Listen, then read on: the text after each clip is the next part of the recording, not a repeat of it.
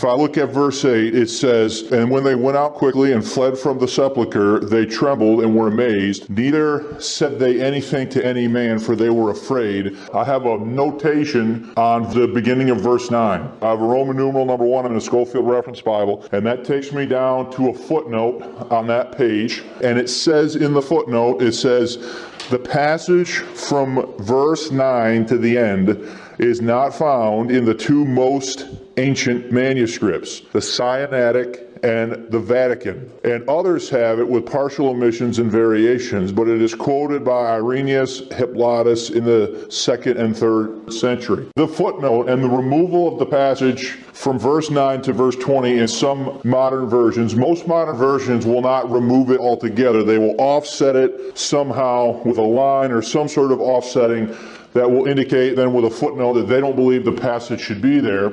And one of the reasons they don't believe the passage should be there is because the two so-called oldest and best manuscripts don't have from verse 9 to verse 20 in them. So this is the end of Mark 16. This is the end of verse 8. This is Codex Sinaiticus. Here's the beginning of Luke.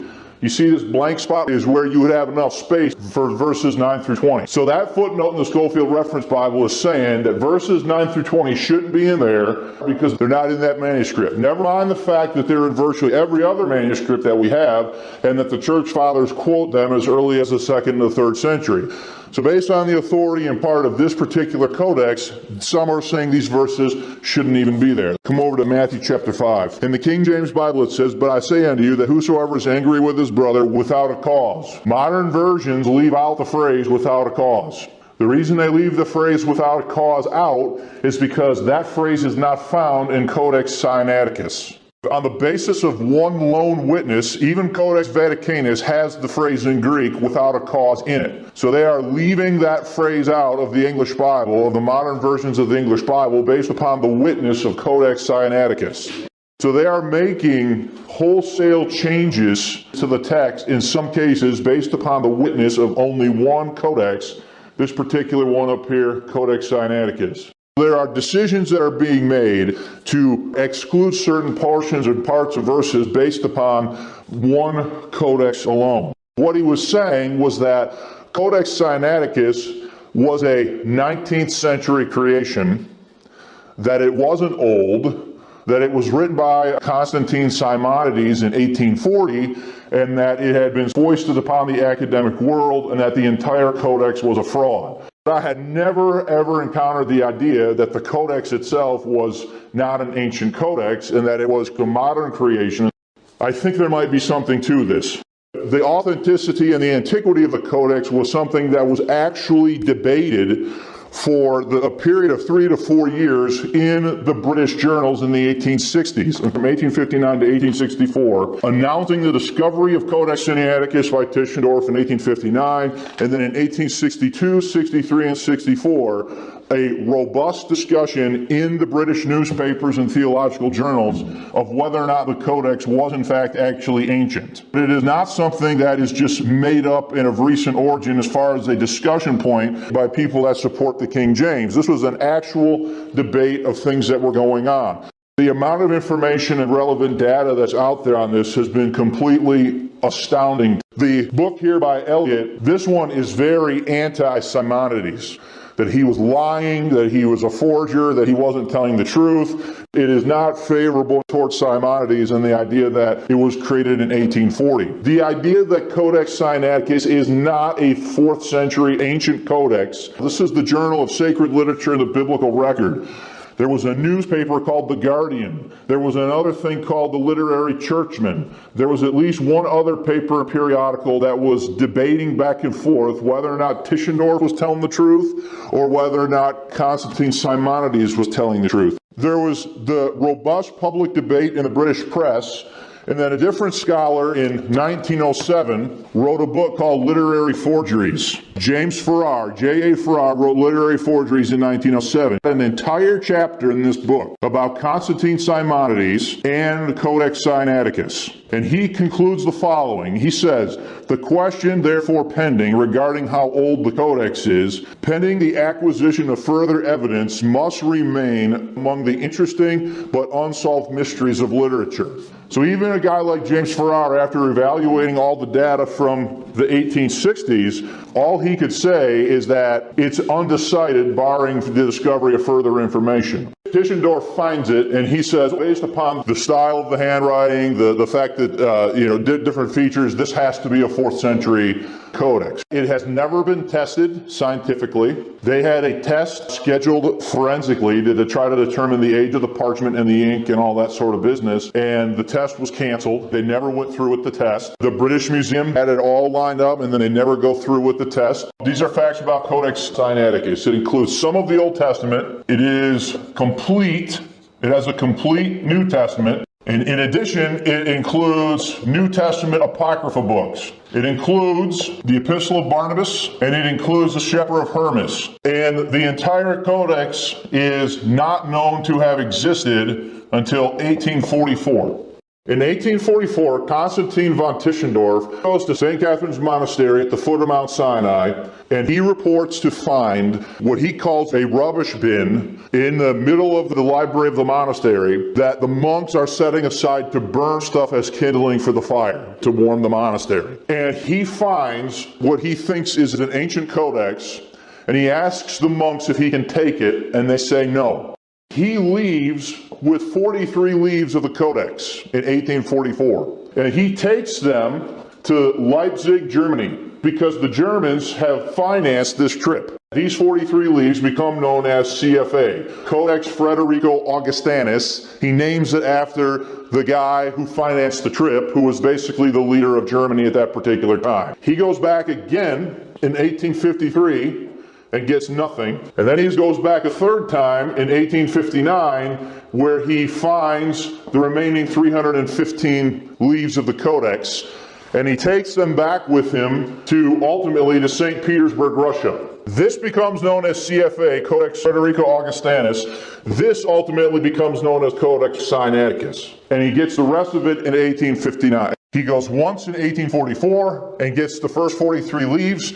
He goes a second time in 1853 and gets nothing. And he goes a third time in 1859 where he discovers the rest of it, and he lies to the monks and takes the thing back with him to St. Petersburg, Russia, because this third time he goes, he's going under the auspices of the Russian Tsar, and so he takes it back to St. Petersburg. In the 1930s, the British Museum purchased from the Soviet Union the St. Petersburg portion, and that's how it ends up in the British Museum. All the digitized images that you find at the website are the combined effort of all of these institutions. Part of it, to this day, is still in Leipzig, Germany. The first 43 leaves. The majority of it was in St. Petersburg before they sold it to the British in the 1930s. This is the standard story of Tischendorf. Nobody knows about the Codex at all until 1844. It's sitting in St. Catherine's Monastery since who knows how long, until Tischendorf discovers it and then comes back over 15 or 16 years later and he gets the rest of it. And then in the early 1860s, he publishes, I think it's actually 62, he's going to publish a facsimile of what's in the library in St. Petersburg. That's why the National Library of Russia is on here, because he takes it to St. Petersburg first. So then what he claims is him asking about it raises their suspicion that it might be valuable. So they thought it was a worthless piece of trash, according to Tischendorf, and they've got it in this collection bin waiting to burn it until he shows up, realizes it's this old ancient codex, asks about it. This arises the suspicion of the monks, and then the monks, they don't really want him to take anything, but he basically takes 43 leaves back to Leipzig, Germany. So now he knows it's there. So he comes in 1853, he doesn't find it, and he comes in 1859 where he recovers the majority of the codex. I would say he stole it. Even Dr. Daniel Wallace at Dallas Theological Seminary, as well as a host of other people at the time, in the 1860s when this was being debated, thought he was lying about how he obtained it. there were many people, even at the time, that thought he was not telling the truth about how he obtained the Codex. 1862, another Constantine named Constantine Simonides writes the Guardian newspaper in August 1862 and says that what Tischendorf has discovered and what he is fixing to publish is not an ancient 4th century codex, but that him, his uncle Benedict, and a couple other monks created it in 1840 in Mount Athos, Greece, as an intended gift for the Tsar of Russia, who was the patronage of the monastery Panteleon on Mount Athos, Greece. He writes to the British paper in August 1862 and says, what Tischendorf found is not old. I created it in 1840 in Mount Athos, Greece, with my uncle Benedict and a couple other people as an intended gift to the Tsar of Russia, in the hopes that the Tsar of Russia would give to the monastery a printing press. So from 1862, for 3 years, from 1862 to 1864, this becomes argued and debated in the British press. So Simonides is claiming that it's not ancient. Two of the distinguishing features of this codex is that they contain the Epistle of Barnabas and the Shepherd of Hermas in Greek. They are bound to the Codex. They are part of the Codex. Two of the distinguishing features of the Codex is that bound hard to the Codex. What that means is included in it are a Greek copy of Barnabas and a Greek copy of Shepherd of Hermas. This is the beginning of the Shepherd of Hermas. So this is the last thing that's found in the Codex. So I'm just going to have that picture up there. Number one, Shepherd of Hermas is bound to the Codex. That means it was a part of what Tischendorf found in 1859. Number two, that means that it is of the same age and provenance. Provenance is a fancy word to say place of origin or earliest known history. They're bound to the Codex and they're of the same age and provenance as the rest of it. They are written on the same vellum and they are also written in the same ink. And they are also written in modern Greek, i.e. medieval to 19th century Greek. Some of the Greek words contained in Hermas are not known to have existed in ancient Greek, but they do exist in modern Greek. This is an unsealed codex, which means that it is all capital letters. I also wanted to say that it is written on vellum, which is animal skins. 1855-56, Simonides shows up in Leipzig, Germany, with a Greek copy of Hermas. Has Tischendorf found it yet? No. So Simonides, who later on is going to claim to have written Codex Sinaiticus in 1840, shows up in Leipzig, Germany in 1855 with a copy of Hermas in Greek. Before Simonides shows up, no one had ever seen a Greek copy of Hermas before this point. No one had ever seen it. What is known to have existed, it's known to have originated in Greek, but the only copies that survived history were Latin copies of the Shepherd of Hermas in various ages and conditions. They know that it was originally written in Greek, but no known Greek manuscript of the Shepherd of Hermas had survived. In 1855-56, Simonides shows up in Leipzig, Germany with a copy of the Shepherd of Hermas in Greek. The smoking guns of the age of the Codex end up to be these apocryphal books right here. Now, let me explain further what I mean by that. As soon as Simonides shows up, two professors, Anger and Dindorf, two German professors, set about producing a printed edition of the Shepherd of Hermas in Greek, along with a scholarly apparatus provided by Simonides. So they start the project of putting this thing in writing, this Greek copy of the Shepherd of Hermas. He shows up in 1855, and it's actually published in 1856. Tischendorf starts observing it. Tischendorf declares it to be a fake, not a copy of the original Greek, but a back translation from 14th century Latin. Tischendorf would have known what he was talking about on this point because his first claim to fame was he made a back translation of Jerome's Vulgate.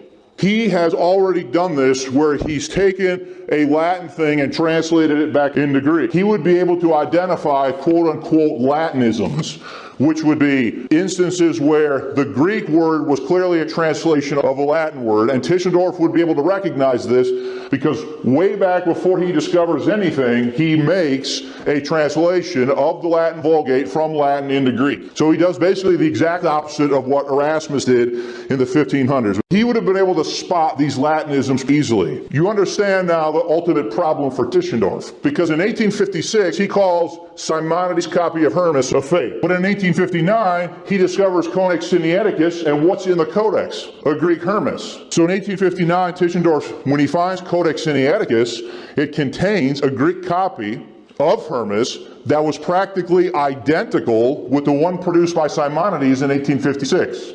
Now you see the problem. He wants the world to believe that what he's found is ancient. In what he found is a Greek copy of Hermas. The Greek copy of Hermas that's in Codex Sinaiticus is an almost identical match to the one Simonides published in 1856, which Tischendorf has already said is a fake. 1864. The scholar Donaldson, James Donaldson, writes a book called A Critical History of Christian Literature and Doctrine. And in this book, he's got an entire section where he is talking about the connection between the Greek Hermas found in Codex Sinaiticus and the one that Tischendorf has already pronounced to be a fake in 1856. He says that the Hermas attached to Codex Sinaiticus is substantially the same as the Aethos edition published by Simonides in 1856. Donaldson, the late origin of the Greek Hermas found in Codex Sinaiticus is betrayed by the following. A. Words unknown to classical Greek, but common in later Greek. Number 2, there are grammar issues that would indicate that it is a modern Greek grammar, not an ancient Greek grammar, and Donaldson talks about all of this in his book. 3rd, not the Greek of the first 5 centuries of the Christian era. And 4, Latinisms, the words that were translated from Latin. So this is what Donaldson says. At the bottom of page 310 he says, all these examples have been taken from the Sinaitic Greek, but the arguments become tenfold stronger. The Sinaitic Greek is to stand or fall with the Aethos Greek, and this must be, for they are substantially the same. He said that the Greek copy of Hermas in Codex Sinaiticus is substantially the same as the Greek copy of Hermas that was already published by Constantine Simonides in 1856. Whatever the arguments are for Codex Sinaiticus, that it is of recent origin or modern origin, are magnified tenfold when you compare them to the Greek of Hermas. That's what Donaldson's saying. And by the way, who's already said that's a fake? Tischendorf. So Donaldson is almost immediately attacked for saying the same things about the Hermas found in Codex Sinaiticus that Tischendorf said about Simonides' Hermas. Here it is right here, the Saturday Review, Politics, Literature, Science, and Art. This is from 1875, where they do a character assassination job on Donaldson for pointing out that the Greek is the same. Donaldson writes this one in 1864. In 1874, he updates it with new information, including the Epistle of Barnabas. The following year, there's a character assassination job in the British press on Donaldson for daring to question whether or not, for daring to point out the fact that there's a linkage in the Greek in Hermas between Simonides' edition and the Codex Sinaiticus. Why are they so mad about this in 1875? The revision committee is already meeting and has already adopted Codex Sinaiticus as the most ancient complete Bible in the history of the world and is placing extreme weight and authority on what it has to say. Donaldson's pieces, the two right here, the one from 64 and then the expanded one from 74, Donaldson's two pieces come at the time when the committee for the revised version has already begun meeting and working on the project and swapping out the Textus Receptus with this new critical text that's being developed by Westcott and Hort. Regarding the hit job on Donaldson, no competent linguist or scholar ever challenged Donaldson's analysis. Number 2, instead, he is personally attacked, most notably in the Saturday Review. Donaldson's review of Codex Sinaiticus of the Greek of Hermas leads to the conclusion that the Hermas in Codex Sinaiticus was also a modern production, along with the one produced by Simonides in 1856. So Donaldson is saying, look, there is a linkage between these that you cannot avoid because of the grammar, because of the Greek, the modern Greek words that are in there that aren't found in ancient Greek, and also because of the Latinisms. Donaldson's review leads to the conclusion that Hermas and Codex Sinaiticus was also a modern production along with Simonides. This is almost too much. Tischendorf is forced to backpedal. He's already said this is a fake, but now the same thing that's here is in this. This is a fake and a modern creation, but the exact same thing virtually is in this. Well, then what does it say about this? That this would also be a modern creation. So Tischendorf is now going to be forced to backpedal on what he said about the Ethos edition that Simonides published in 1856 in order to try to save his enterprise. He was forced to admit that Simonides Hermas of 1856 was in fact ancient, possibly even the original, after he's already said it's a fake. Because he knows if he doesn't do that, what's that mean about this? That's also a fake. So he totally reverses his course. He says that the edition of Simonides Hermas in 1856 was in fact ancient, possibly even the original, and he does this despite the modern characteristics and Latinisms that he himself had already identified. He'd already made the case for why it wasn't ancient and a modern creation, and now he's reversing his whole opinion on that because he knows if he doesn't, this is going to be in trouble, at least pawning it off as an ancient codex. He argues that Simonides Hermas had to be redated given the obvious antiquity of Codex Sinaiticus. So he says, well, we can see that this is clearly ancient, but it matches this, so therefore this must be ancient, and I was wrong.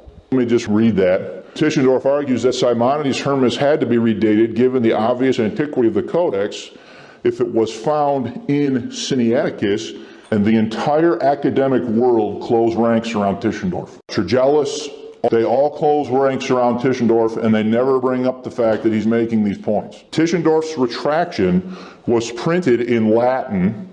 He printed it in Latin if he didn't really want anybody to read it. It's printed in Latin in an obscure German journal, and so it's extremely difficult for anybody in the English-speaking world even to obtain, much less read. Tischendorf had been correct on every point in criticizing Simonides. Donaldson demonstrates that in those two works I just showed you. Tischendorf had been correct in every point in critiquing Simonides Hermas, but he was forced to deny everything he had said in order to argue that the Greek of both Hermeses, or Hermai, was in fact the original work. The very guy who finds it and says it's an ancient 4th century codex had already in great detail demonstrated that Simonides was not the original, that it was a modern creation, now discovers, bound hard to Codex Sinaiticus, is the exact same Greek of Hermas that he already declared to be a fake. So he retracts his position in Latin in an obscure German journal that nobody could read. He'd been correct in every single thing that he had said about this, but now he switches his argument. He says, well, this has to be legitimate. This has to be ancient because we all know this is ancient. It gets even better when you get to Barnabas. So the facts of the case seem to point that whoever had access to that Greek also already had access to it back here. And the guy that publishes the standalone copy is the guy who in 62 says he wrote this all the way back. Then the exact same arguments that were used to prove this a modern creation from 1856 would have demonstrated that this was also a modern creation, because the same readings that were found in this one were also found in this one. So Tischendorf has to backtrack, or else the exact same argumentation that he used to call into question Simonides' edition from 1856 is going to overthrow this as also a modern creation. Tischendorf, when he comes back with this thing, think about the adulation this guy gets for being the discoverer of the most ancient complete Bible in the history of the world. He has commendations hailed upon him 6 ways from Sunday by the states of Europe for finding this thing, and he becomes not just Constantine Tischendorf, but he becomes Constantine von Tischendorf, which is a German signification of royalty. He has a lot at stake in this personally, The year before he finds anything at St. Catherine's Monastery in 1844, in 1843, he is called to the Vatican and allowed to examine Codex Vaticanus under the supervision of Cardinal Mai. And then he goes on this worldwide adventure treasure hunt looking for ancient manuscripts. He finds something here that he thinks is significant. He takes 43 pages of it. He clearly comes back again a second time looking for it, and he comes back a third time in 59 trying to find it, where he gets the rest of it. The plot thickens on all this, but it is a historical fact that he met with Cardinal Mai in 1843. You say, who's this Simonides? Well, I have right here from 2014, the University of Vienna, an entire weekend conference on the escapades of Constantine Simonides. An entire weekend symposium at the University of Vienna from 2014 looking into the history and details of Constantine Simonides. This guy in the Greek world is something of a hero, almost a national hero, because he also fought the Ottoman Turks as they were advancing on Greece. He's really almost like an Indiana Jones type. That's kind of what he's like, if I could compare him to something.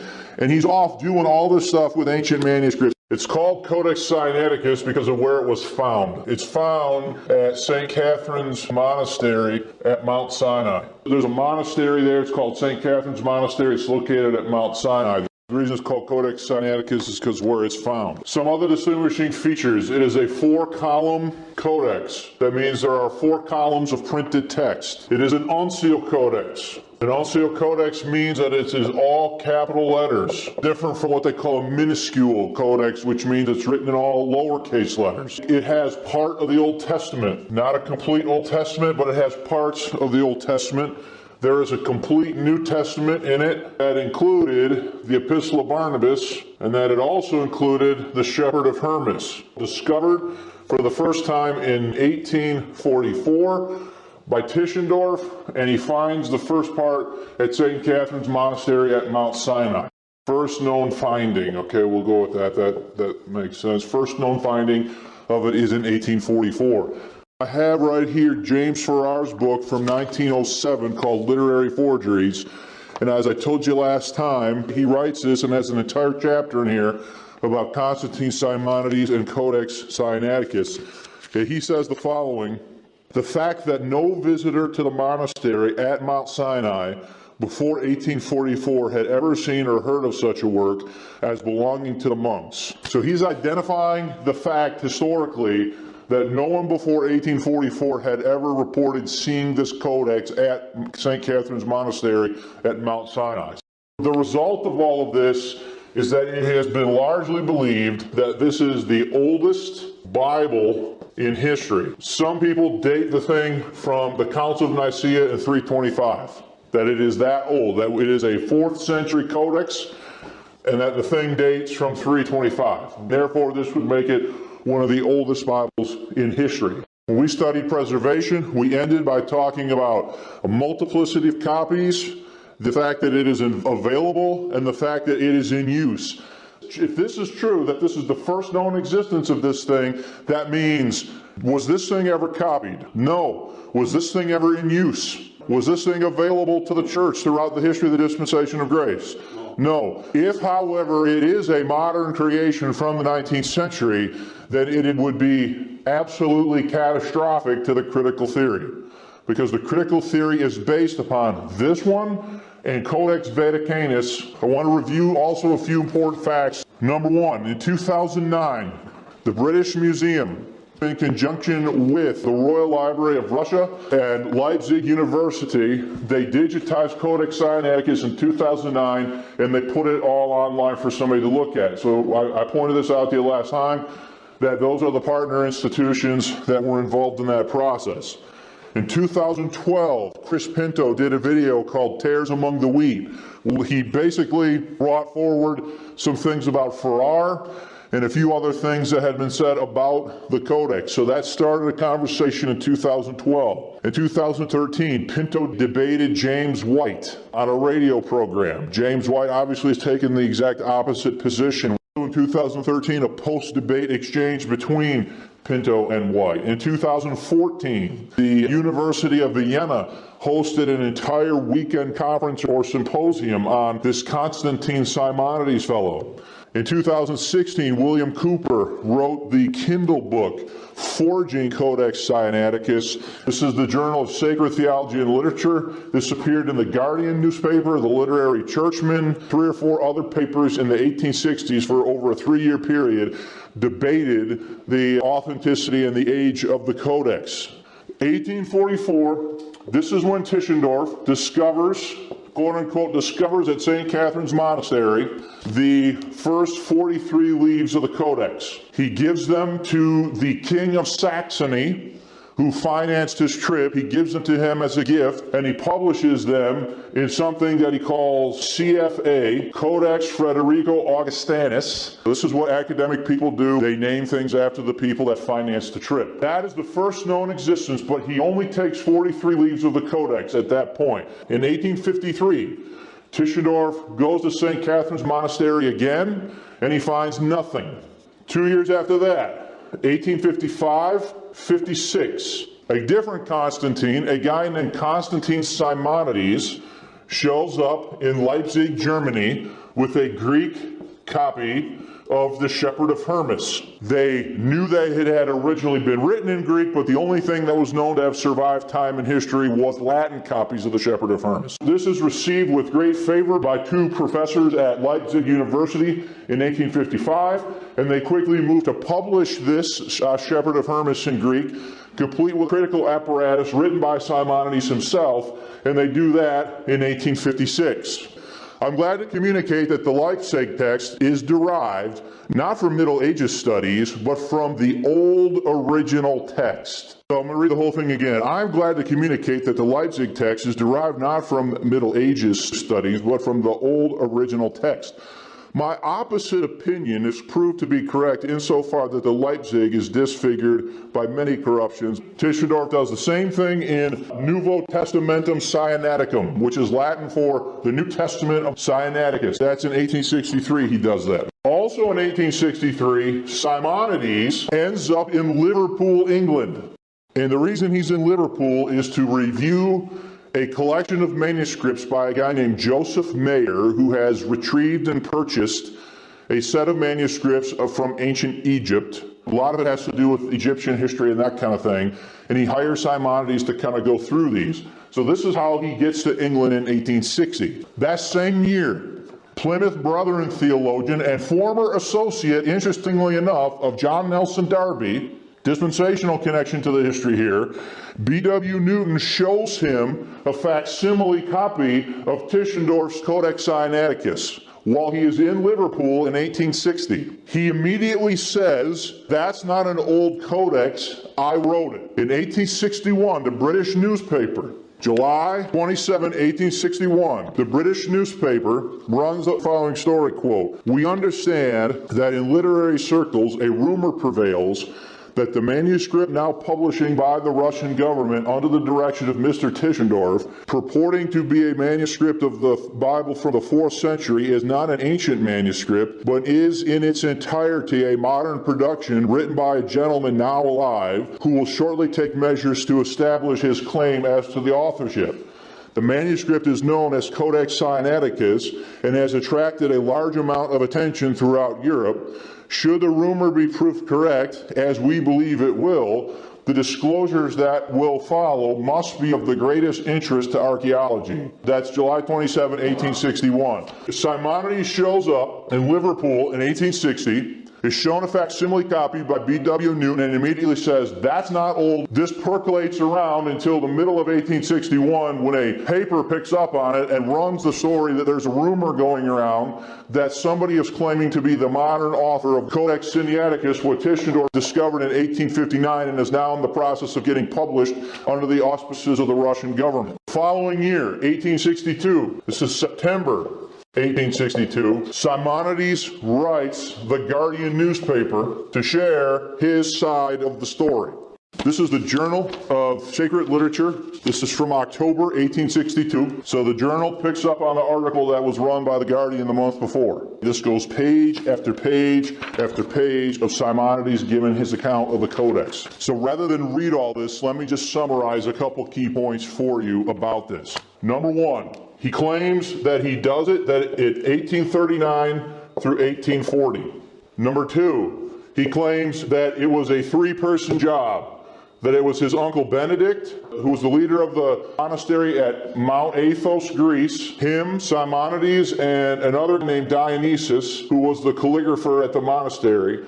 And they claim that the goal was to create a gift for the Tsar of Russia, in the hopes that the Tsar would give the monastery a printing press. So let me just read a few lines. He says, about the end of the year 1830, the Venerable Benedict, my uncle, spiritual head of the monastery and holy martyr at Panteleon and Mount Athos, wished to present to Emperor Nicholas I of Russia some gift from the sacred mountain in grateful acknowledgement of the presents which he had from time to time been offered to the monastery of the martyr. Not possessing anything which he deemed acceptable, he consulted with the head, Procopius, Russian monk Paul, and they decided upon a copy of the Old and New Testaments written according to the ancient form in capital letters and on parchment. This together with the remains of 7 apostolic fathers, Barnabas, Hermas, Clement, Bishop of Rome, Ignatius, Polycarp, Papias, Dionysius the Areopagite,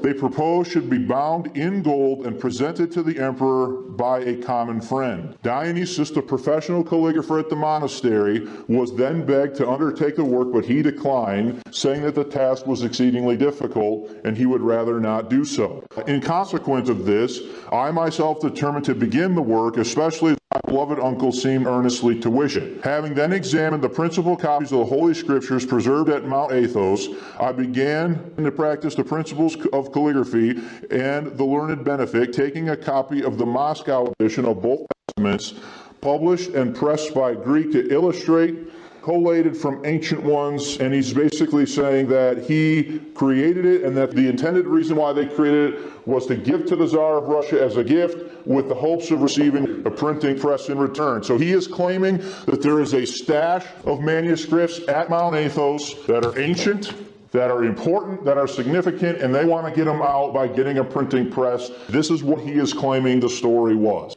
Paper, journal, and this is what they say about Simonides. They said, Dr. Simonides is Greek by birth, and he speaks and writes the classical language of his forefathers with fluency, purity, and elegance. He was born on the island of Hydrangea in the year 1824, being descended, that date is a misprint, being descended on his father's side from many bishops and archbishops of the Greek church.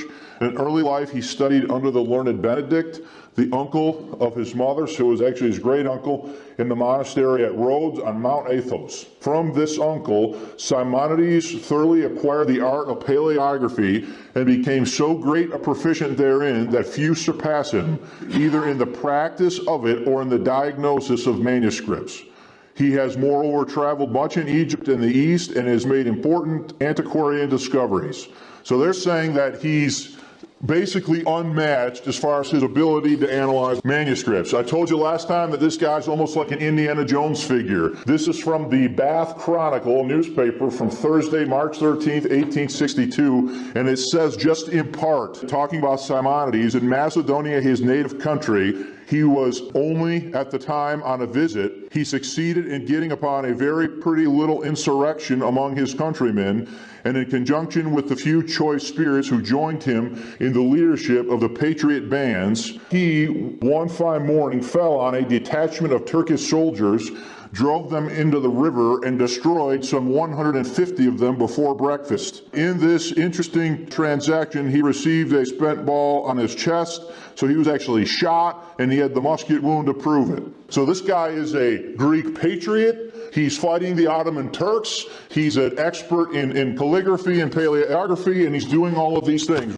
In 1864, an English scholar named Donaldson publishes a book called A Critical History of Christian Literature and Doctrine, and in it he talks about Hermas, and he makes the connection that the Greek of Hermas here in Codex Sinaiticus is virtually identical to the Greek in the one that Simonides published in 1856. Now we know over here Simonides claims to have written Codex Sinaiticus. So Donaldson says, the second class includes but one codex, Codex Pelientis, 1500 in the Vatican Library. It belongs to the 14th century. You know what that tells you right there? That tells you that if he's right at all, that even if you don't believe Simonides did it in 1840, that what he copied was something that dated from the 14th century. So that would mean that the oldest this thing could be is a 14th century manuscript, because it's copying something in its Greek Hermes that existed, that is known to have existed then. In 1874, Donaldson produces an updated copy that contains further information and not so favorable information about Tischendorf. He makes the same points again in 1874. Now, the point is that by 1871, the revision committee is already meeting to revise the King James Bible, and what ultimately happens, as you know, is they replace it with an entirely new text and so forth. This is from the Saturday Review from 1875, where they rip on Donaldson because of what he put forth the year before in 1874, noting the connection between the Greek Hermes and Codex Sinaiticus with the Greek of Hermes that was already published in 1856. Tischendorf already flip-flopped on this. So what Donaldson is doing is he's pointing out is that there's a connection here, and he says the arguments that are made for the recentness of the Codex, the Greek of Hermes and Codex Sinaiticus, are tenfold stronger when you compare them to what was in Hermes. And so that was the Saturday Review. They rip on him, saying what a creep and an idiot Donaldson is. And in 1890, he was a principal of the University at St. Andrews, and he was knighted by Edward VII in 1907. By the University of Glasgow, and an honorary Doctor of Divinity by the University of Aberdeen in recognition of his work in church history. His principal works include a modern Greek grammar for the use of classical students, the Ante-Nicene Christian Library, the critical history of the Christian literature and doctrine from the death of the apostles to the Nicene Council, lectures on the history of education in Prussia and England, expository and substitutionary sacrifices of the Greeks, the Westminster Confession of Faith, the Athenaeum Journal of Literature, Science, and Arts, January to June 1876. They are reviewing a copy of the Apostolic Fathers. You will notice that the title of Donaldson's book is The Apostolic Fathers. They are reviewing in this article a copy of the Apostolic Fathers, though, that had not been written by Donaldson. They are reviewing a different man's edition. But that does not stop them at the bottom of page 53 from going after Donaldson. They say the editors are puzzled by an assertion in Donaldson's Apostolic Fathers, on which we are able to throw some light. Dr. Donaldson mentions an edition of the Epistle of Barnabas, printed by Simonides and containing the text as found in the Sinaitic Codex, bearing a date of 1843. Donaldson saying that in 1843, Simonides produced a Greek copy of Barnabas. What are two of the distinguishing features of Codex Sinaiticus? Barnabas and Hermes. Now think about that. The guy who's claiming to have written Codex Sinaiticus has already published, before Tischendorf finds anything in 1859, he has already published in Greek two of the distinguishing features of that codex before anybody has ever even seen that codex. And the Greek that he publishes for Barnabas, guess what? It matches the Greek Barnabas that's, how is that possible? 1843, and the place of publication, Smyrna. The editors put out a query, so that's the editors of the Athenaeum, they put out a query as to the date, 1843. The date given notwithstanding is an apparent improbability, is given correctly, and the edition of Barnabas is one of the most curious and many fabrications which Simonides devised. So what is the Athenaeum saying? They're saying that Simonides made it up. The Greek, Simonides, went to the trouble of printing at his own expense an edition of the Epistle of Barnabas for the very purpose of putting the date 1843 upon it. That Simonides at his own expense printed Barnabas and backdated it 1843. He wished to make people believe that he had had manuscripts of the entire Barnabas before Tischendorf found his famous codex. So Simonides is a liar and a forger. The title page of this strange document states that the text of Barnabas is based on 7 manuscripts. In this copy, in which Simonides gave to the writer, well, first they're mad at Donaldson for even bringing it up. Then they accuse Simonides of printing Barnabas in Greek and backdating it to 1843. Then they say Simonides was not content with printing the text. He produced an attestation of its genuineness and date of an edition of a newspaper of Smyrna, published in 1843, containing a long review of his work. So now what they're saying is he wasn't content to just backdate a copy to prove he was being legitimate. He actually produced a copy of a newspaper article from a newspaper in Smyrna, Turkey, containing a review of it dated 1843. The paper and the print of the newspaper looked uncommonly fresh, and on subsequent inquiries at Smyrna, it was found that no such newspaper had ever existed. So now they're saying he invented the whole newspaper. No such newspaper ever existed, and that the printer whose name appeared at the bottom was also entirely unknown. Simonides had taken the trouble to fabricate his newspaper as well as the date. What are they accusing him of? Number 1, printing it and backdating it. Number 2, saying that the newspaper never existed. And number 3, forging an entire copy of it to prove it. Book, Report on Smyrna, 1856, page 40. Of the educational development of the middle class, any population, the character of their favorite journals may be taken as tolerably good indication are Greek and 1 French. 3 Greek and 1 French. Of the 3 Greek, 1, the Amthela, is a journal, considerable pretensions, and the other 2, the Star of the East. Did you notice that they never told you in here the name of the newspaper? Totally expecting you to take their word for it and that Donaldson's an idiot. And that Simonides is this gross, massive liar and forger. 1856, does this prove that that paper existed? 1836, travels in Greece and Turkey. 1836, Smyrna seems the headquarters of the missionaries who have established here a religious newspaper called the Star of the East. The Ante-Nicene Fathers, this is from 1907. They list a date of the Epistle of Barnabas at the red mark there. They note one by Simonides, published in 1843. This is the end of the book of Revelation. The Epistle of Barnabas is bound hard to the end of the book of Revelation.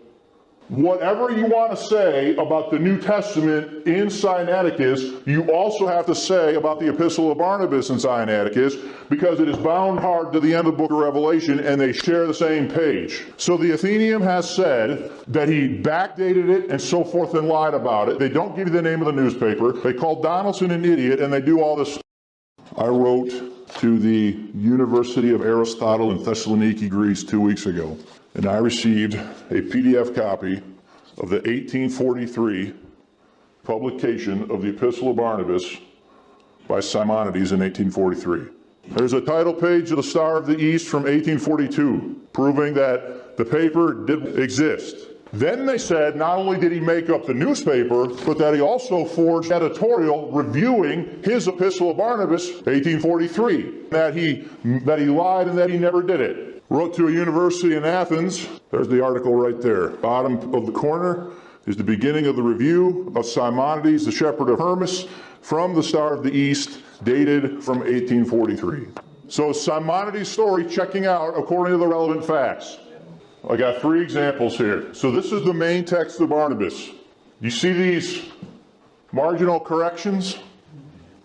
If you take this base text of the Epistle of Barnabas, add the handwritten marginal corrections, guess what they equal?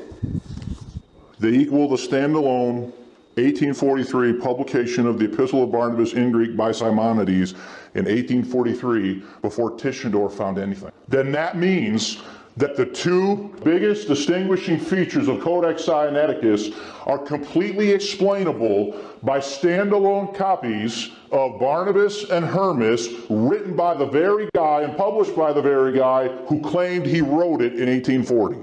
Somebody knows that Donaldson is on the verge of letting an extremely big cat out of a very big bag that nobody wants anybody to know about. When Donaldson writes his second one in 1874, And the Athenian responds in 1876, are we way into the process now in that revision? And are they completely revising the Bible based upon that codex that they think is a 4th century codex from the year 325? And now this guy comes forward and in demonstrable fashion can say, I wrote it, it's not old, and two of the very distinguishing features of it that nobody had ever seen before, an entire copy of the Epistle of Barnabas in Greek, along with Greek of Hermas, he has already published and produced in standalone editions before the majority of the thing is found by Tischendorf in 1859. That is either the most fanciful coincidence ever in world history, or Simonides is telling the truth. You could still take the position, I suppose, that he's lying, but if you're going to have to explain these extremely improbable oddities if he's not telling the truth. In February of 1843, a friend of Simonides, a monk named Kallinikos, says that he saw Simonides at Mount Athos with a copy of Codex Sinaiticus going over it. 2 months later, in April 1843, he publishes in Greek the Epistle of Barnabas. What do you think he was doing in February 1843? He was taking this, along with the corrections, and collating them into a standalone. Why would he only do Barnabas and Hermas? If the whole thing is intended to be a gift for the Tsar of Russia in the first place, then the only two parts of this thing that would even be legitimate or of interest to anybody in his mind would be the two unique parts, which would be a Greek Barnabas that nobody's ever seen before and a Greek Hermas that nobody's ever seen before. If he's doing this in 1843 and he's doing this in 1856, then are there, as he claimed in his writing, unique manuscripts at Mount Athos, Greece, that nobody had ever seen before? And his text proves it. B.W. Newton is friends with Tregellus, who attacked Simonides, and B.W. Newton was a former associate of John Nelson Darby before they split camp over dispensational agreements. So the whole thing is just an amazing story, as it were. And I don't think we've even, what I've started with here, to me, are the two biggest smoking guns in this whole discussion. The Hermas and Barnabas, to me, once those two dominoes fall, then all the rest of the dominoes fall in favor of Simonides. The rest of the bits of the story. Independently producing two of the most distinguishing features of this codex before Tischendorf has seen any of it. Think about Tischendorf. When he finds that thing in 1859, the remaining portion of it, he realizes that Hermas is in that. He realizes that I gotta retract, I gotta backtrack, or else what I said about this will apply to this, and then there goes my whole apple cart. All of that is extremely telling about what's going on here. All of this is happening. They try to, skewer Donaldson in the press, and they make up this story, and you can prove that the paper did exist. There's existing copies of it. There's the one from the library in Greece, and there's the 1843 Barnabas. Now, if all you had was the 1843 Barnabas, I guess you could say, well, maybe he did publish it and backdate it.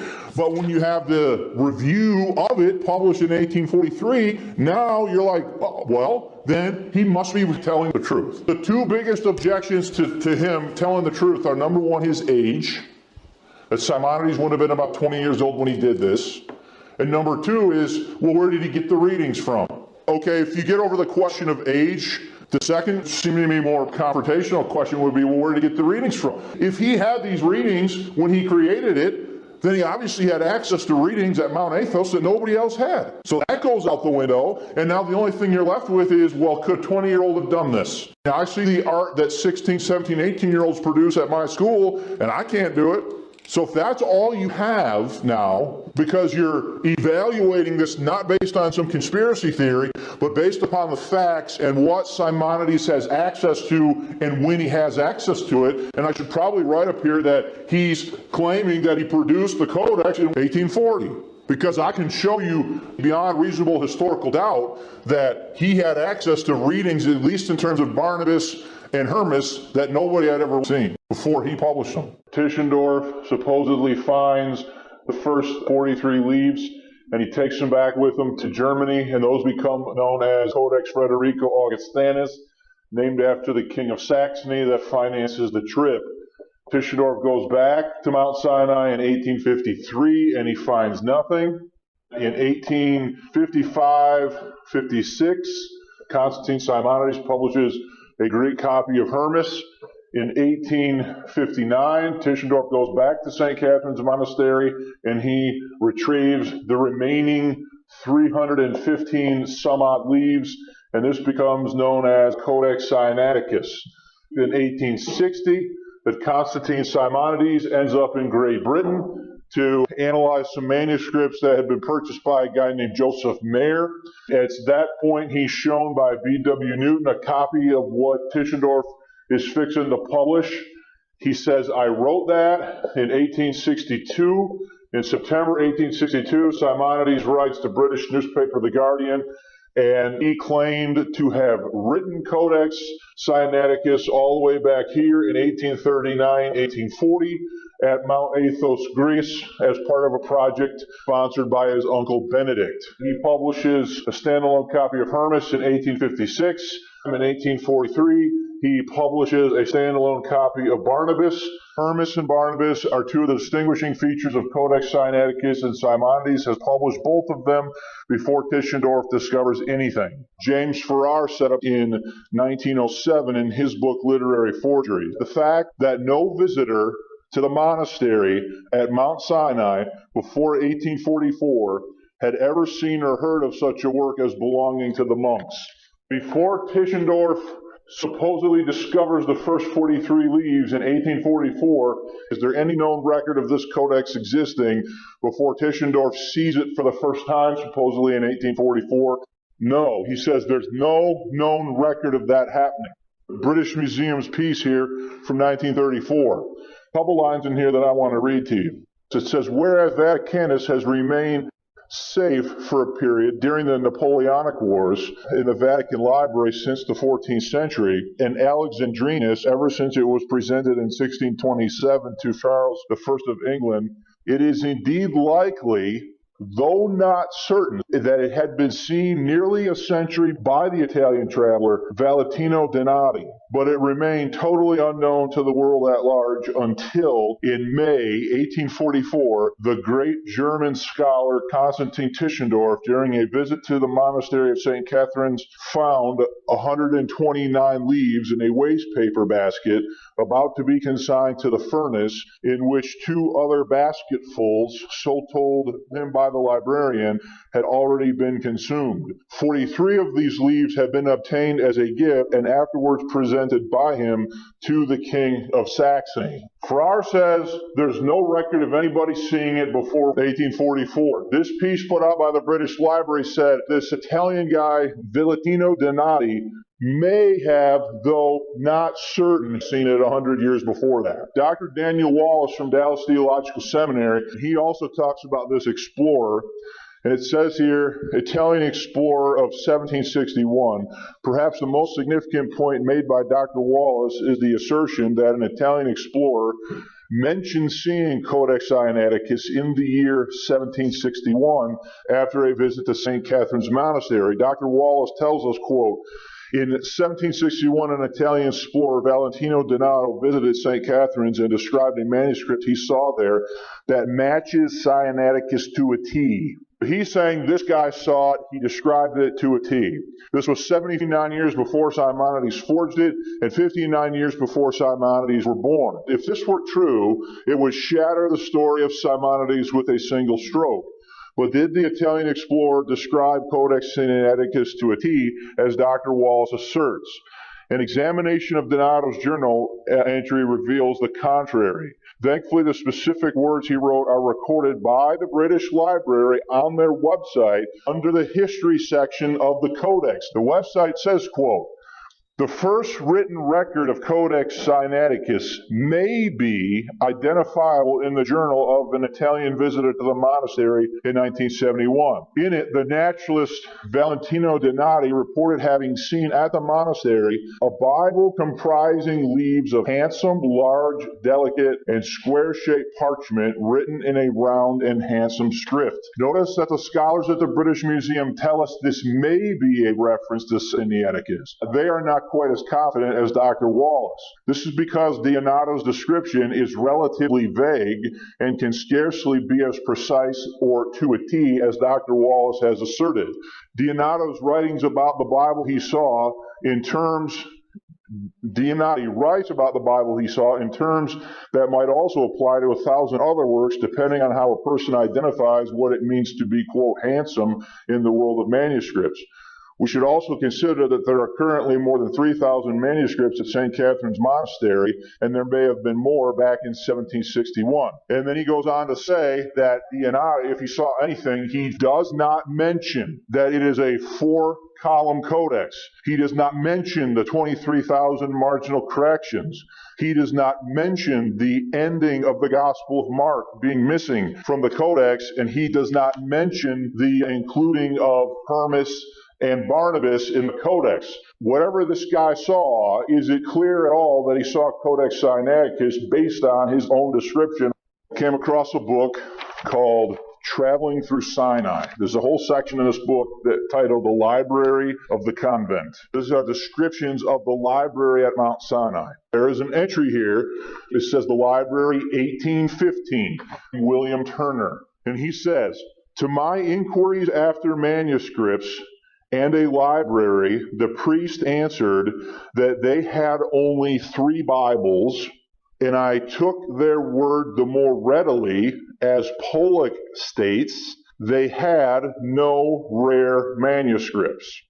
Pollock, this is from a book called A Description of the East and Other Countries, volume the 1st, Observations on Egypt, and this thing is dated from 1743. 100 years before this thing happens in 1844.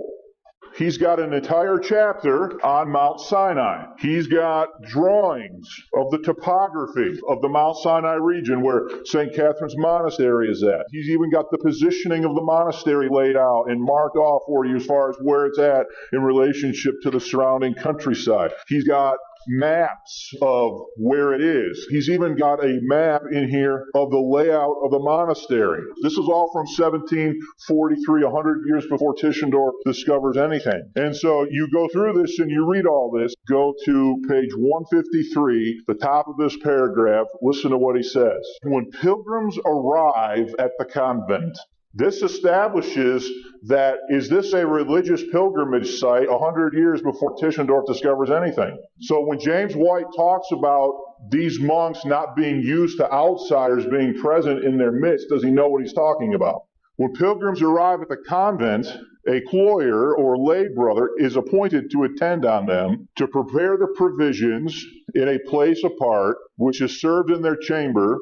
They are shown all the chapels and offices of the convent, the library, where there are a few manuscripts, but I saw none that were rare.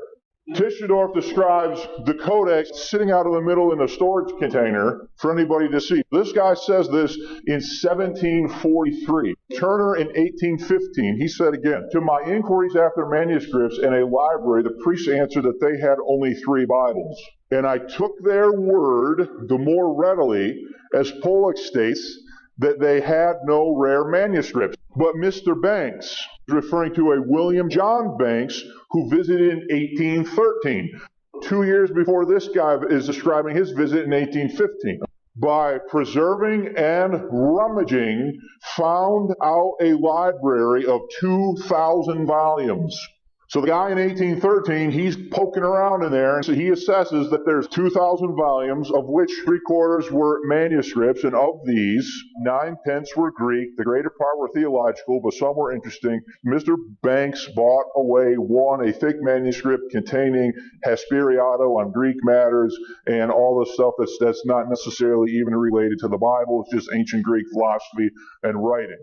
The next year, a Russian archimandrite named Porfiry Uspensky shows up. Russian Orthodox Bishop Porfiry Uspensky described the Sinaiticus manuscript in his 1856 book, detailing his 1845 visit. He says, the best Greek manuscripts are stored in the prior's cells. There are only 4 of them. Now, the other guy before that in 1813 and 1815 said there were 3. Now there's 4. There are only 4 of them, and they are very precious for their antiquity, rarity, and handwriting features, their content, the elegance of the beautiful faces of the saints, and the entertaining drawings and paintings. The first manuscript, containing the Old Testament, which was incomplete, and the entire New Testament, with the epistle of St. Barnabas and the book of Hermas, was written on the finest white parchment in 4 columns of a long and wide sheet. What is he describing? He is describing the Codex Sinaiticus. Have there been centuries of people coming and going out of the monastery, and has anybody ever said, there's this really valuable thing down there, you guys got to go check it out? So Uspensky in 1845, he's describing looking at whatever he didn't take with him when he left in May 1844. Now in 1845, is there definitely something there? Number one, they're described as being locked in the prior's cells. Now this helps explain why, when he comes back in 1853, he doesn't find anything, because it's not where it used to be. They've moved it. Now there are 4 Bibles, when back here in 1813, 1815, there were only how many Bibles? Were there Bibles there, were there manuscripts there in 1761 for the Italian explorer to have found? Does Uspensky describe the particular details of exactly what we've observed as being contained in Codex Sinaiticus? What Uspensky describes seeing in 1845 matches exactly with what we've observed as being the key distinguishing features of the Codex. It's 4 columns, it's on parchment, it contains part of the Old Testament, all the New Testament, Hermas and Barnabas. After all of this, and Tischendorf getting the rest of it and coming back and it all starting to be printed, after the publication of the Imperial Edition in 1862, a Russian archimandrite, Porphyry Uspensky, who had seen the manuscript at Sinai between Tischendorf's 2nd and 3rd visit to St. Catherine's, who had been unable to make use of the manuscript, then published a pamphlet entitled Opinion of the Archimandrite Porphyry regarding the Sinaitic manuscript, which contains the Old Testament incomplete and the whole of the New Testament and the epistle of the holy apostle Barnabas and the book of Hermas, which attacks the orthodoxy of the Codex. So here's a Russian archimandrite saying that the orthodoxy of the Codex should be called into question because it contains Barnabas and Hermas. And is he describing exactly what's in it? But then he goes on and he makes this really interesting statement here. One can appreciate that Porphyry had reason to be chagrined that Tischendorf had succeeded in obtaining the manuscript when he had been unable to remove it from Mount Sinai. The author of this book, J.K. Elliott, is saying, well, the reason why he's writing this is because he's just ticked that he didn't get to take it with him. It is the tone of his criticism which is of interest, showing that there were certain features about Codex Sinaiticus, in this case, its text differing as it does so often from the Byzantine manuscripts. This Russian archimandrite is calling into question the authenticity of the Codex because of the wide variant readings that differ from the Byzantine text. And he's saying it is therefore fake. It's not the true text, he says. Then he goes on and he says, these relics have been exposed in the sight of the whole people of the capital for the space of 2 weeks. And this people looked affectionately on the relic of Sinaitic antiquity and kissed it devoutly, knowing nothing of its heretical origin, neither perceiving any foul odor from it. I expect that Tischendorf, knowing well how dangerous this relic is for us, laughed in secret at our blissful ignorance. 1846, Lord Lindsay says, in the Archbishop's apartment, now used as the treasury, we were shown a most beautiful manuscript of the Gospels in Greek on vellum in uncials. I thought it good that this were in the British Museum. He talks about the illuminations and so on and so forth. I don't think he's talking directly here about Codex Sinaiticus, because Codex Sinaiticus has no illuminations in it or drop caps.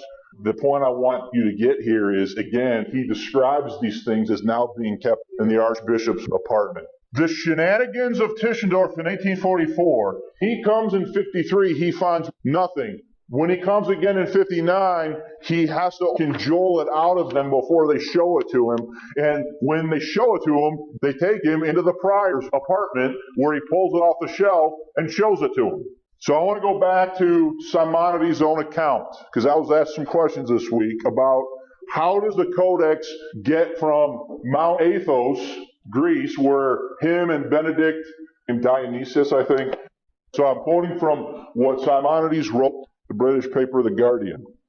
He says, I therefore took possession of this book and prepared it by taking out the leaf containing the discourse. Now, what he's talking about here is Simonides claims is he went through the monastery there at Mount Athos and he found a fairly large codex that was relatively blank, that it only had a couple things written on it, and so he cut that out and he started with the book that had blank sheets in it already, and then he transcribes onto that what becomes the Codex Sinaiticus. He says, I therefore took possession of the book and prepared it by taking out the leaf containing the discourse and by removing several others injured by time and moths, after which I began my task. First I copied out the Old and the New Testaments, then the Epistle of Barnabas, the first part of the pastoral writings of Hermas in capital letters or uncial characters in a style known in calligraphy as, and he gives some fancy Greek word, I don't know what it means. The transcription of the remaining apostolic writings, however, I declined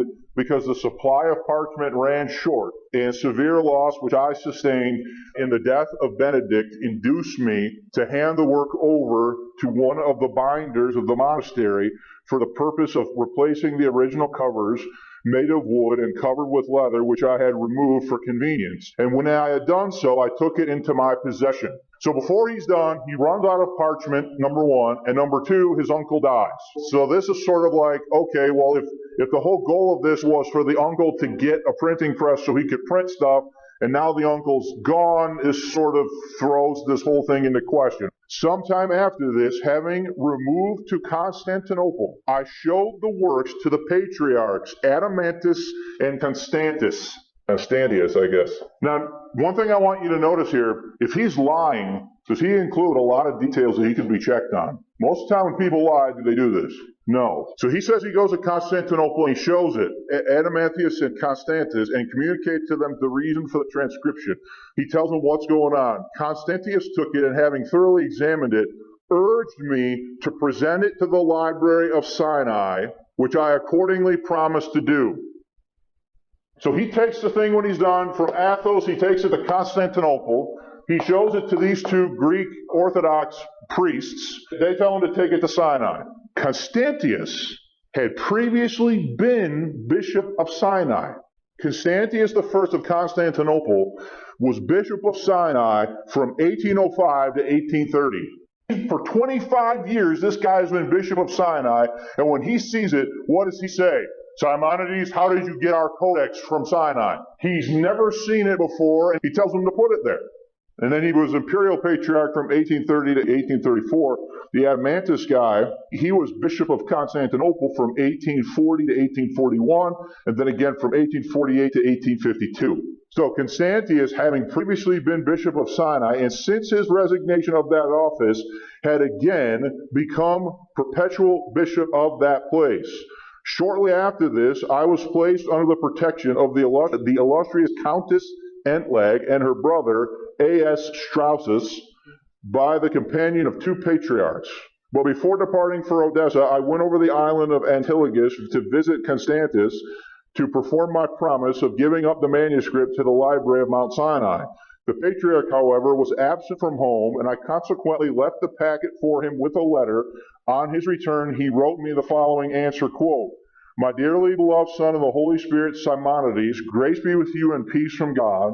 I received with unfeigned satisfaction your truly valuable transcription of the Holy Scriptures, namely the Old and New Testaments, together with the Epistle of Barnabas and the first part of the pastoral writings of Hermas bound in one volume, which shall be placed in the library of Mount Sinai according to your wish. But I exhort you earnestly, if ever by God's will you should return to the sacred Mount Athos to finish the work as you originally designed it, and he will reward you. But with me, of the 3rd of the next month, I may give you letters, and he goes on and all this sort of stuff, right? This explains how the thing gets from Athos to Sinai. Then he goes on and he talks about all these different people, places, and things. He talks about where he was. He talks about all these different things that happened to him. To the Guardian newspaper from September 18, of 1862. Simonides says, in 1852 I sought there myself and begged the librarian to inform me how the monastery had acquired it, but he did not appear to know anything of the matter, and I for my part said nothing. However, I examined the manuscript and found it much altered, having an older appearance than it ought to have. 45, Uspensky said it was the finest white parchment. What does Tischendorf do? He separates these 43 leaves from the rest of it and takes them back with him to Leipzig, Germany, and presents them as a gift. These are the sheets, photographs of the 43 leaves from 1844, Codex Frederico Augustinus. They are still to this day white. These leaves are from the 1859 St. Petersburg section. They are not the same color. When Uspensky describes this in 1845, he says that it's snow white parchment. And this is after Tischendorf took the first 43 leaves. Now all of a sudden when they show up over here, they look yellow. This is a photograph of every leaf in the whole codex.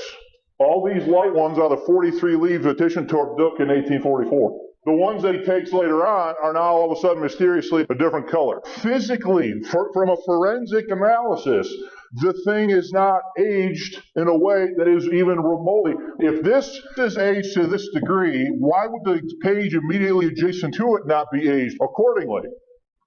Unless these things had been separated from each other and somebody had messed with it. New Testament Textual Criticism, its History and Results by James Alexander McGlount, page 44 in a footnote. When we read of Constantine, the latter was rescued from oblivion nearly 50 years ago, having been found in the monastery of St. Catherine's, Mount Sinai, by the famous critic Tischendorf, and now lies in the library of St. Petersburg. It was written on snow white vellum, supposed to have been made from the skin of antelopes. It depends on which portion of it you saw. If you saw the part that was in Germany, it was white. If you saw the portion of it that was in Russia for a time, it wasn't white. When Uspensky saw it in 1845, he described the whole thing. Somebody took that thing and aged it to make it look old. Simonides himself says that when he saw it again in 52, that it didn't look like it should have looked, that it looked like somebody had messed with it to make it look aged. The only two people that we know that had their hands on it during that time frame, well, maybe three, were Tischendorf, Uspensky, and the monks at Sinai. This 1863 edition, the Christian Remembrancer editorial, asks a question which Eliot considers a telling, amusing point against Simonides, and the question is this: are the worm-eaten holes, or do the letters avoid the holes? If the thing is old and it was aged in a consistent way and moths got into it and worms got into it, they would have just eaten through the page and they didn't care what they would have eaten through. So even this question is being raised in 1863 by the Christian Remembrancer. This is becoming an important point. The wormhole was already in the parchment when the scribe put the text on the parchment. What does Simonides say? He said that he found a codex of largely blank parchment. He said he cut out a little bit of writing, he cut out some leaves that had obvious damage on them, that were so damaged he couldn't use, and then he wrote on that parchment. Whoever put the text on the page, did they clearly avoid the wormhole on purpose? You have the distinguishing features of the Codex, you have the things that people have said about it, you have the only credible story to explain how this thing exists is the fact that Simonides made it. The distinguishing features of the Codex are in it. In the middle of all this, a friend of Simonides named Kallinikos, he writes the British papers to try to exonerate his friend Simonides, Kallinikos of Sinai, and he says the following: librarian of the monastery from the year 1841 to 1858 assured me, belonged to the library of the monastery and was marked in its ancient catalogs. And in the catalog from ancient times, they have marked that they have possession of this codex. They bring forth the catalog and prove that it was there. This catalog was never produced. Simonides himself, he says in a later letter, I emphatically deny that the Codex Sinaiticus was inscribed in an ancient catalog, for the good reason that no ancient catalog exists. There was none there, whatever, till I made a catalog during my first visit from the Patriarch of Constantinople. One of the big stories you always hear about the reason why Codex Sinaiticus exists at all, by those making the traditional argument that it's from the 4th century, or from 325 to 350 AD, is because it was in an arid, dry desert climate, which meant the pages didn't deteriorate. Well, these pages are taken back to Germany into a more humid climate. They didn't have air conditioning in 1844. This is an example of unnatural wear. You will notice that that particular page is at an almost exact cut, at almost an exact right angle. Same as on this side here. This is indicative not of natural wear and tear on a piece of parchment, but this is indicative of some blunt force trauma being enforced on the Codex. Would you expect naturally over time a thing to wear away at an exact right angle? It is indicative of somebody tampering with it. And demonstrate all different types of issues with the Codex just from a forensic standpoint. The inks, the pigments, the parchment has never been tested via forensic evidence. Unnatural wear versus natural wear, unevenly faded ink on specific pages, legitimate cases and examples of worm damage, where the worms ate through sections of the parchment at what would be considered to be a natural way. The scribe altered the lines and spacing on the text to avoid a wormhole that was already in the parchment. Is Simonides claims that as he's doing the Codex, he puts distinguishing features into it to signify that he wrote it. Things like acrostics and his initials and different things like this that appear to have been removed somehow from the Codex. Those who are being very uncharitable towards Tischendorf will say that Tischendorf removed those things because they would give away the fact that Simonides was actually telling the truth. While he is in Britain, Simonides challenges Tischendorf to a debate, tells him to bring the Codex to England, have a public debate at Cambridge, and he will show the world that he is telling the truth. Tischendorf initially agrees to this meeting and then decides later on not to show up. These are the first two characters of a word, then you have the blemish, and then you have the rest of the word on the other side. What this forensic evidence suggests is that whoever did this did it on a parchment that already had these different blemishes and so forth in it already, which is consistent with Simonides' story that he took an old, largely blank codex off the shelf and wrote in it what ultimately became Codex Sinaiticus. You have examples of wormholes, what appear to be candle wax, water damage, other worm damage, faded ink, natural versus unnatural wear. This is Quire 10, Folio 1, Verso, and you can see the difference between a page that would have what we consider to be natural wear. You see how this page is definitely worn, but it's worn in a way that would be consistent with something happening naturally over time, versus this one here in Quire 11. If you're going to make a book, you would take a sheet of paper and you would fold it in half. This is the recto side. So if somebody says, hold the book right side up, you would hold it like this. This is the right side. And then if you turn the page, this would be the verso side. When this website is talking about quires and folia and recto and verso, this is what it's talking about. A quire, though, would be if you took 4 sheets and folded them in half. And then what would happen is your book would be made up of a bunch of different quires that would then be sewn together and thus creating the codex or the book. What two codices don't have Mark 16, 9 through 20 in them? Vaticanus and Sinaiticus don't have Mark 16 verses 9 through 20 in them. It does not matter that the remaining 600 Greek witnesses to the book of Mark all have those verses in them. Tischendorf claims that he observes what they call a cancel sheet. This is the beginning of Luke 1. This is the end of Mark 16. Now, Tischendorf describes what he claims is a cancel sheet.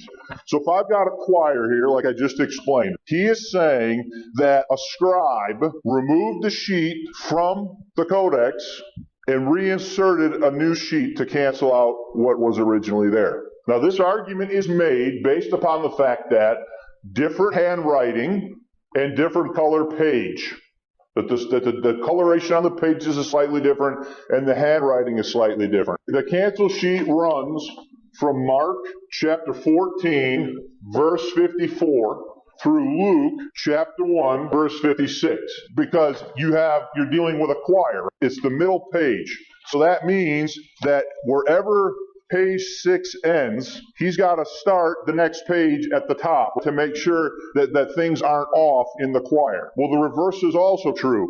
He's got to make sure that wherever page 10 ends, it doesn't mess up where page 11 starts. So if I remove this sheet from the Codex and I insert a new sheet, am I bound to fit in what I'm doing spatially between this page and this page so that everything else makes sense? Tischendorf claims to have observed a cancel sheet here between Mark chapter 14, verse 54 and Luke chapter 1, verse 56. If you are correcting something in the middle of the folia, the middle of the choir, pages 7 through 10, you would just remove that sheet and then insert another one. Errors on other sheets. So let's just say it this way. If the error is on the middle sheet, then all I have to do is match up the words at the beginning and the end to make sure they're in the right spot. What if the error or the mistake is in one of the other sheets? Now I've got to make sure they line up on at least 4 different times if I'm adding a cancel sheet. It's called a cancel sheet because it needs to match up with all the other pages in the choir. Mark 16, the sheet on Mark 16, this sheet right here, this is in the middle of the choir. The last page ends on this verse because at the top of the next page is going to be Luke 1, verse 57. If I'm going to take out the end of Mark 16, do I have to leave a significant enough amount of space but still have everything fit the page? Stichometry, which counts the height of the letters, the number of characters per column, all of this stuff, and you can count all this stuff out. Right? So the idea is that the scribe worked backwards to the beginning of Luke, and then he starts over here and he comes back this way, and then he ends the column right here at Mark 16, verse 8, and then you have this blank. So the idea is that he measures out the space for Luke first, and what he ends up doing here is in the space for Luke, he ends up compressing the letters. So he ends up having more letters per line in the Luke section of the cancel sheet. There are 200 more letters on these pages than there are on the rest of the Codex.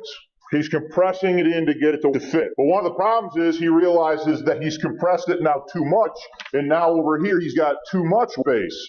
So over here, there are fewer letters per line to make it bigger to fill the space so that he gets everything fit and line up where it's supposed to line up in the choir. There is significant evidence here that this was done in a hurry.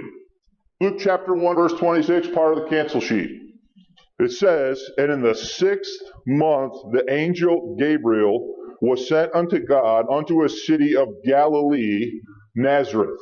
The scribe made a mistake on verse 26 in Codex Sinaiticus, and it says, "In the 6th month, the angel was sent from God unto the city of Nazareth of Judea, not Nazareth of Galilee." Now that is an error of 70 miles difference in geographic terms. No other manuscript in the world has this error in this verse. The only one that has this error in this verse is this codex right here. Another example, go to Luke chapter 1, verse 41. "And it came to pass that when Elizabeth heard the salutation of Mary, the babe leaped in her womb, and Elizabeth was filled with the Holy Ghost." At verse 41, Codex Sinaiticus adds words to the text here. It says, "And it came to pass that when Elizabeth heard the salutation of Mary, the babe leaped in her womb for joy, and Elizabeth was filled with the Holy Ghost." The insertion of the words in Greek for joy is added into that verse at that spot, and no other manuscript in the world makes that insertion. Whatever happened here, it was potentially done in a hurry, and that mistakes were made as it was done. Now the question then is, well, what in the world is going on? We already know that in 1856, Simonides published The Shepherd of Hermas. That same year, Tischendorf wrote and said that it was a modern creation. We know that Tischendorf found the remaining leaves of the Codex in 1859, and we know that in 1860 he wrote and said that what Simonides did had to be old because it was in there. Constantine Tischendorf, 1856, this is him saying that Simonides Hermas is a fake and a modern creation. Then he finds the Codex in 1860 that he was mistaken about this Hermas that Simonides did, because he finds a copy of the Shepherd of Hermas. And so he's got to retract and recant in 1860 what he had previously said in 1856. And then he does it again in 1863. Constantine Tischendorf, an argument by Constantine Tischendorf and a narrative of the discovery of the Sinaitic manuscript. And this is an English translation from 1866. Learned men have again and again attempted to clear the sacred text from these extraneous elements, but we have at last hit upon a better plan even than this, which is to set aside this Textus Receptus altogether and construct a fresh text, derived immediately from the most ancient and authoritative sources. He says we should set aside the text of the Protestant Reformation because we now have better, more ancient, precious discovery, and the other one, that is, it's basically twin sister in many respects. He says this plan is to clear up in this way the history of the sacred text and to recover, if possible, the genuine apostolic text, which is the foundation of our faith. So he is taking the position that what we need to do is recover the text. Does he take the position that the text was preserved? He takes it as his position and his job to reconstruct it based upon new manuscript evidence. May 1843, this is the year Simonides published the Epistle of Barnabas. In May 1843, Tischendorf is at the Vatican meeting the Pope and looking at Codex Vaticanus. He says, my audience with Pope Gregory the 16th in May 1843 and my intercourse with Cardinal Massaferretti. Then he says in relationship to finding the Codex, so this would be in 1844, on my return to Saxony, there were men of learning who at once appreciated the value of the treasure which I brought back with me. I did not divulge the name of the place where I found it in the hopes of returning and recovering the rest of the manuscript. Why would he do that? So nobody else could get it first. And we already know he goes back again in 1853, gets nothing, he goes back again in 1859 where he gets the rest of it. He is given commendations by the Pope and Oxford and Cambridge University for finding the Codex. And he says in here at one point that he would rather have found the Codex than the crown jewels of Great Britain. 1859, he's describing having found the rest of it, and he's got it now in his overnight quarters. After having devoted a few days and turning over the manuscript, on the afternoon of this day, I was taking a walk with the steward of the convent in the neighborhood, and as we returned towards sunset, he begged me to take some refreshment with him in his cell. According to Tischendorf, in 1859, he invites him into his cell for tea. Scarcely had he entered the room when, resuming our former subject of conversation, he says, I too have read the Septuagint, i.e. a Greek copy, a Greek translation made by the 70. And so saying, he took down from the corner of a room a bulky kind of volume wrapped in a red cloth and laid it before me. I unrolled and discovered to my great surprise not only those very fragments which 15 years before I had taken out of the basket, but also other parts of the Old Testament, the New Testament complete, and the addition of the Epistle of Barnabas and part of the Pastor of Hermas. Full of joy, which this time I had self-commended and concealed from the steward and the rest of the community, I asked, as if in a careless way, for permission to take the manuscript to my sleeping chamber to look it over at my leisure. There, by myself, I could give way to the transport of joy which I felt. I knew I held in my hand the most precious biblical treasure in existence, a document whose age and importance exceeded that of all manuscripts which I had ever examined during my 20-year study of the subject. I cannot now, I confess, recall the emotions I felt in that exciting moment with such a diamond in my possession. Through my lamp dim and the night cold, I sat down at once to transcribe the Epistle of Barnabas. The very first night he's got this thing in his quarters, what does he do? He goes to Barnabas. For 2 centuries search has been made in vain for the original Greek of this part of the epistle. He's calling it the original Greek. But what if Simonides already published in 1843? And yet, this letter, from the end of the second down to the beginning of the fourth, had extensive authority, since many Christians assigned to it and the pastor of Hermas a place side by side with the inspired writing. Tischendorf, the very night that he gets it, Let me ask you a question. How long does it take him to realize he's got a major problem? He already said that Hermas is not old, that Simonides wrote. And what does he find in this thing in 1859? He finds almost an identical copy of Hermas that matched what he already said was a fake in 1856. So who's responsible for this cancel sheet? Tischendorf is. And that he either did it or knows who did it and had it ordered. This is the New Testament in the original Greek. This is the Westcott Hort text. This one is published in 1882. This is the first American printing, and it has an introduction by Philip Schaff. And he says the following about Codex Vaticanus. It was first printed under the supervision of the celebrated Cardinal Angelo Mai, but it was not published until 1857. Now, let me ask you a question. Where was he in 1843? He was at the Vatican. In 1843, does he see Vaticanus under the supervision of Cardinal Mai? In 1857, Cardinal Mai publishes Codex Vaticanus. In 1859, Tischendorf finds Codex Sinaiticus and goes immediately, the first night he has it, to the Epistle of Barnabas and the Shepherd of Hermas. The very next year, he issues a retraction saying that what he said about Hermas wasn't accurate and that this Hermas, as well as the one found in the Codex, have to be old. What is one of the quickest ways that he can bring this into agreement with this and thereby close the circle that this is an ancient codex? He can have Mark 16 altered in one of its clearest, most discernible, distinguishable readings. This is the New Testament of Vaticanus, and notice whose name is on that. Constantine Tischendorf. In 1867, Tischendorf publishes his own copy of New Testamentum Vaticanum. When he finds this thing in 1859, is he already aware of what's in Vaticanus? He saw it himself part of it back in 1843, and Cardinal Angelo Mai 2 years before had published a facsimile of the Codex. Does Tischendorf pay attention to this kind of stuff? Philip Schaff, he's talking about connection between Sinaiticus and Vaticanus. He says, it often confirms Codex Vaticanus in characteristic readings. And then he lists John 1:18. He lists Acts 20, verse 28. He lists 1 Timothy chapter 3, verse 16. He lists the doxology of the Lord's Prayer in Matthew chapter 6, verse 13. And then he says the end of Mark 16, 9 through 20. Now, who knew he was up a creek and had to alter his course about Hermas? Who knew what was in Codex Vaticanus? Who calls the world's attention to the fact that there is a cancel sheet in Mark 16? Tischendorf, once in 1844, and a first time in 1867 in Nuevo Testament Vaticanum. Stichometry, James Rendell Harris, 1893.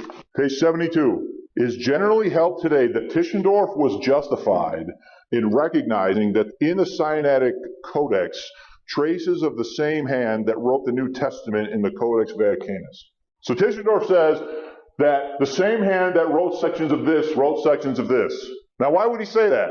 Because he's trying to make sure these two are linked together. So it is generally held today that Tischendorf was justified in recognizing the Sinaitic Codex, the traces of the same hand as wrote the New Testament portion of Vaticanus.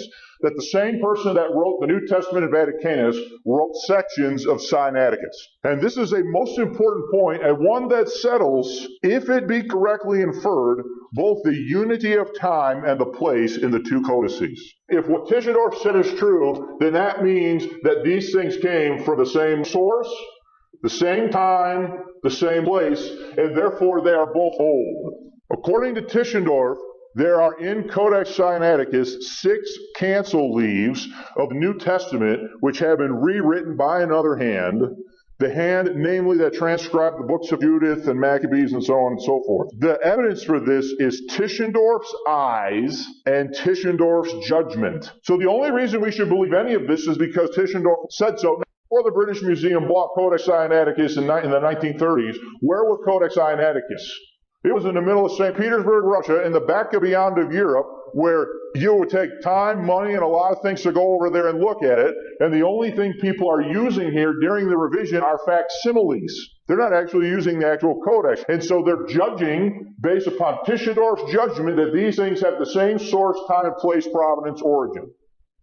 The evidence for this is Tischendorf's eyes and Tischendorf's judgment. The hands are apparently the same. On such a matter, Tischendorf's opinion is of the greatest weight. Now, one of the sections that he says, he just so happens to mention that one of these 6 cancel sheets is our little cancel sheet where? Mark. On such a matter, Tischendorf, consequently, most people, even if they have not seen the Sinaitic Codex, accept his judgment. Because in Mark 16, the interest of question is much intensified by the fact that one of the cancel sheets is that which contains the closing passage of St. Mark, where Codex Vaticanus and Codex Sinaiticus both show a remarkable omission. The coincidence is a curious one, and many people, naturally enough, refuse to believe that it is accidental. They say we have the scribe of B twice over for the remission. Now here's the thing about Tischendorf. Does he claim that this is a cancel sheet? Does he claim that they're written in the same hand? Does he claim that this cancel sheet for Mark 16 is written in the same hand that did the entire New Testament Codex Vaticanus? The answer is yes. That's what he said. Has anybody seen Codex Vaticanus? Has anybody seen Codex Sinaiticus? Or are they just taking Tischendorf's word for it? William Cooper, who wrote the Kindle book Forging Codex Sinaiticus, and Dr. David Sorensen, who wrote Neither Oldest or Best, they both believe Tischendorf. And they say, if he's responsible for the cancel sheet, why would he tell everybody about it? Why do they say that everything Tischendorf says can't be trusted except in this one case? What did he say about Hermas here? When he finds this, the first place he goes the very night he has it is to Barnabas and ultimately, no doubt, to Hermas. Does he have to know that he's got a problem? Yeah. Does he reverse course here in 1860 on what he said about Hermas here in 1856? Has he already seen portions of Codex Vaticanus in 1843? And then has he already no doubt looked at Warren's Cardinal Mark published in 1857?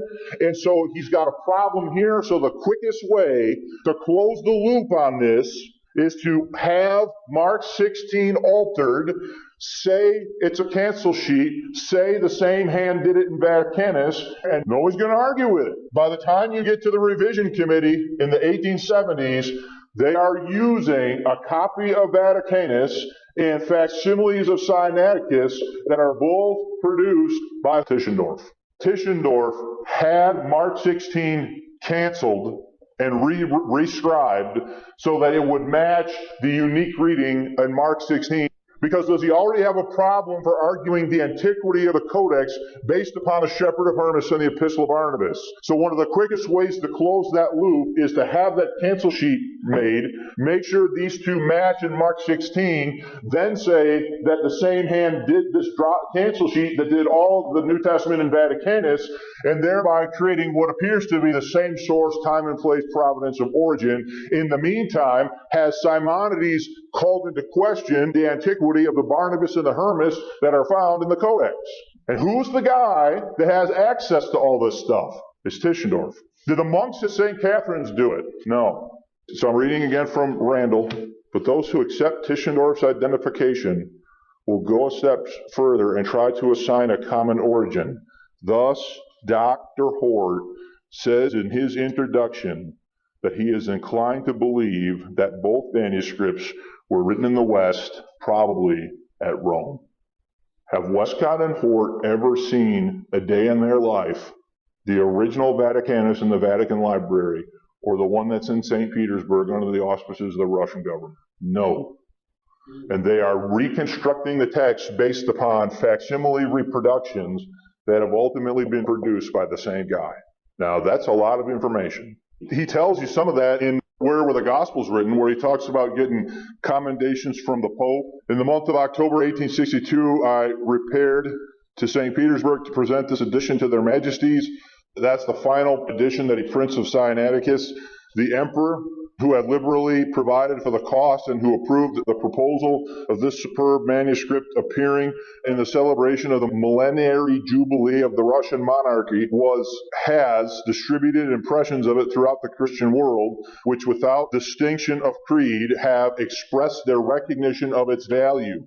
Even the Pope, in an autographed letter, has sent to the editor congratulations and admiration. So the editor's who? Tischendorf. It is only a few months ago that the two most celebrated universities of England, Cambridge and Oxford, desired to show me honor by conferring on me their highest academic degrees. I would rather, said an old man himself of the highest distinction for learning, I would rather have discovered the Sinaitic manuscript than a konar of the Queen of England. That's the crown jewel of the Queen. Did he benefit from all of this? Absolutely. Large part, he is responsible for setting up the line of argumentation that Westcott and Hort buy based upon manuscripts that they had never even seen or handled themselves with their own hands. And they are totally trusting the judgment of Tischendorf. As the piece from Randall that I just read to you said, I don't think this thing is old. Even if I think it's old, even if one were to think it is old, it's certainly not best. It is absolutely certainly not best. There are over 23,000 marginal notes and corrections in Sinaiticus. It is the most corrected Greek manuscript in existence. And yet somehow it's supposed to be one of the best. And the only reason they make that argument is based upon how old they say it is. Tischendorf supposedly finds the first 43 leaves, and he takes them back with him to Germany, and those become known as Codex Frederico Augustanus, named after the king of Saxony that finances the